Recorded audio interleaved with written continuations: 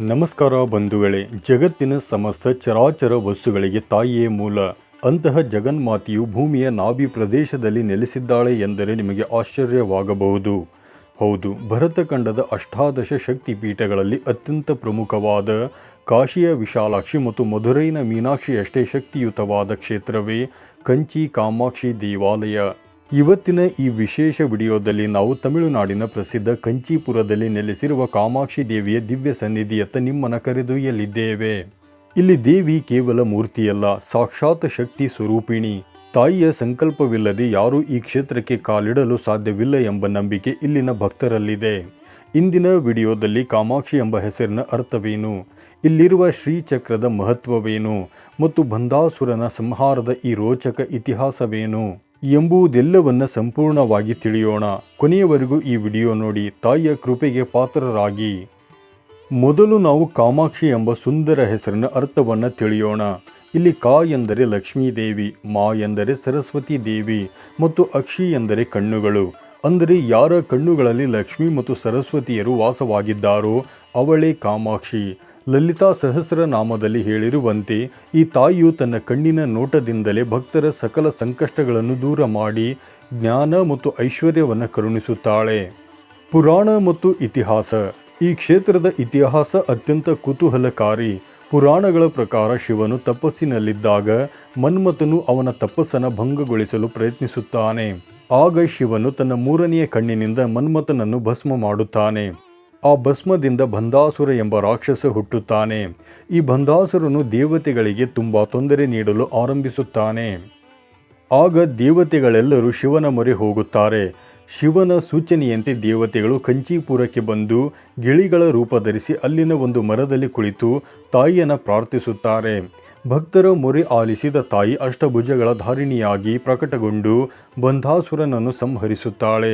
ನಂತರ ತಾಯಿ ಇಲ್ಲಿ ಗಾಯತ್ರಿ ಮಂಟಪದಲ್ಲಿ ಶಾಂತ ಸ್ವರೂಪಿಯಾಗಿ ನೆಲೆಸುತ್ತಾಳೆ.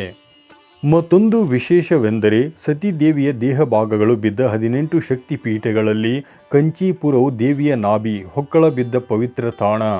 ತಾಯಿ ತನ್ನ ಗರ್ಭದಲ್ಲಿ ಮಗುವನ್ನು ಹೇಗೆ ನಾಭಿಯ ಮೂಲಕ ಪೋಷಿಸುತ್ತಾಳೋ ಹಾಗೆಯೇ ಕಾಮಾಕ್ಷಿ ತಾಯಿಯು ತನ್ನ ಭಕ್ತರನ್ನು ಸಕಲ ಕಷ್ಟಗಳಿಂದ ರಕ್ಷಿಸಿ ಪೋಷಿಸುತ್ತಾಳೆ ಎಂಬುದು ಭಕ್ತರ ದೃಢ ವಿಶ್ವಾಸ.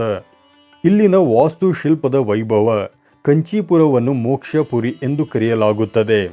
ಉತ್ತರ ಭಾರತದಲ್ಲಿ 6 ಮೋಕ್ಷಪುರಿಗಳಿದ್ದರೆ ದಕ್ಷಿಣ ಭಾರತದಲ್ಲಿ ಇರುವ ಏಕೈಕ ಮೋಕ್ಷಪುರಿ ಈ ಕಂಚೀಪುರ.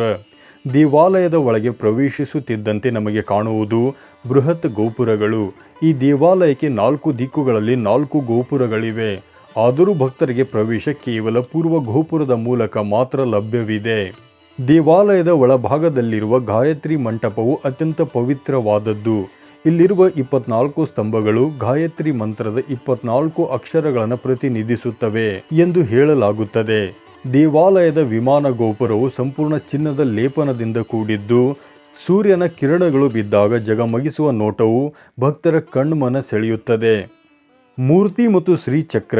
ಗರ್ಭಗುಡಿಯಲ್ಲಿ ತಾಯಿ ಕಾಮಾಕ್ಷಿಯು ಪದ್ಮಾಸನದಲ್ಲಿ ಕುಳಿತಿದ್ದಾಳೆ. ಇತರ ದೇವಾಲಯಗಳಲ್ಲಿ ದೇವಿ ನಿಂತಿರುವ ಅಥವಾ ಕಮಲದ ಮೇಲೆ ಕುಳಿತಿರುವ ಭಂಗಿಯಲ್ಲಿರುತ್ತಾಳೆ. ಆದರೆ ಇಲ್ಲಿ ಮಾತ್ರ ಪದ್ಮಾಸನದಲ್ಲಿ ದರ್ಶನ ನೀಡುತ್ತಾಳೆ.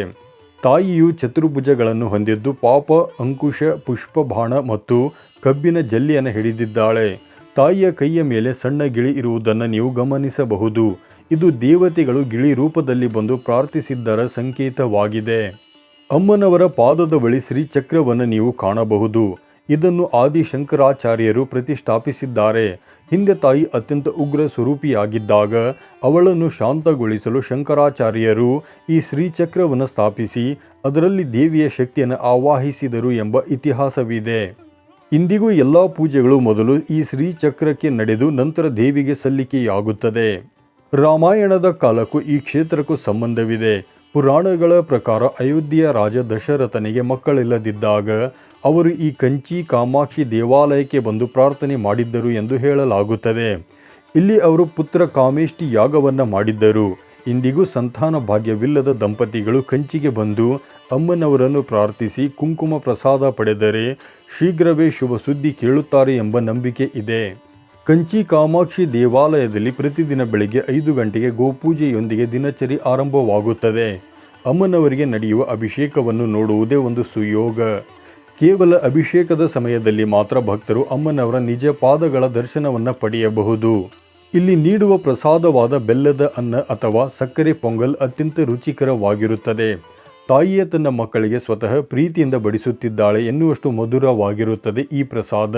ಇನ್ನು ನೀವು ಕಂಚೀಪುರಕ್ಕೆ ಭೇಟಿ ನೀಡಲು ಯೋಚಿಸುತ್ತಿದ್ದರೆ ಈ ವಿಷಯಗಳನ್ನು ಗಮನದಲ್ಲಿಡಿ. ದೇವಾಲಯದ ಸಮಯ ಬೆಳಗ್ಗೆ 5ರಿಂದ ಮಧ್ಯಾಹ್ನ 12ರವರೆಗೆ ಮತ್ತು ಸಂಜೆ 4ರಿಂದ ರಾತ್ರಿ 8:30ರವರೆಗೆ ಇರುತ್ತದೆ. ಮಧ್ಯಾಹ್ನ ದೇವಾಲಯವು ಮುಚ್ಚಿರುತ್ತದೆ ಎಂಬುದು ನೆನಪಿಡಿ. ಬಂಧುಗಳೇ, ಕಂಚಿ ಕಾಮಾಕ್ಷಿ ದೇವಾಲಯವು ಕೇವಲ ಒಂದು ಪ್ರವಾಸಿ ತಾಣವಲ್ಲ, ಅದು ಒಂದು ಆಧ್ಯಾತ್ಮಿಕ ಶಕ್ತಿ ಕೇಂದ್ರ. ಅಲ್ಲಿಗೆ ಹೋದಾಗ ಸಿಗುವ ಆ ಪ್ರಶಾಂತತೆ, ಗಂಟೆಯ ನಾದ ಮತ್ತು ತಾಯಿಯ ಮಂದಸ್ಮಿತ ಮುಖ ನಮ್ಮ ಎಲ್ಲ ಚಿಂತೆಗಳನ್ನು ಮರೆಸುತ್ತದೆ. ನೀವು ಎಂದಾದರೂ ಕಂಚಿಗೆ ಭೇಟಿ ನೀಡಿದ್ದೀರಾ ಅಥವಾ ಭೇಟಿ ನೀಡುವ ಆಸೆ ಇದೆಯೇ? ಕಮೆಂಟ್ ಬಾಕ್ಸ್ನಲ್ಲಿ ಓಂ ಶ್ರೀ ಕಾಮಾಕ್ಷಿ ಮಾತೆ ನಮಃ ಎಂದು ಬರೆಯುವ ಮೂಲಕ ನಿಮ್ಮ ಭಕ್ತಿಯನ್ನು ತಾಯಿಗೆ ಸಮರ್ಪಿಸಿ. ಈ ವಿಡಿಯೋ ನಿಮಗೆ ಇಷ್ಟವಾದರೆ ಲೈಕ್ ಮಾಡಿ, ನಿಮ್ಮ ಸ್ನೇಹಿತರೊಂದಿಗೆ ಹಂಚಿಕೊಳ್ಳಿ ಮತ್ತು ಇಂತಹ ಹೆಚ್ಚಿನ ಆಧ್ಯಾತ್ಮಿಕ ಮಾಹಿತಿಗಳಿಗಾಗಿ ನಮ್ಮ ಚಾನಲನ್ನು ಸಬ್ಸ್ಕ್ರೈಬ್ ಮಾಡಲು ಮರೆಯಬೇಡಿ. ತಾಯಿ ಕಾಮಾಕ್ಷಿಯು ಎಲ್ಲರಿಗೂ ಸುಖ, ಶಾಂತಿ ಮತ್ತು ಸಮೃದ್ಧಿಯನ್ನು ನೀಡಲಿ. ಧನ್ಯವಾದಗಳು.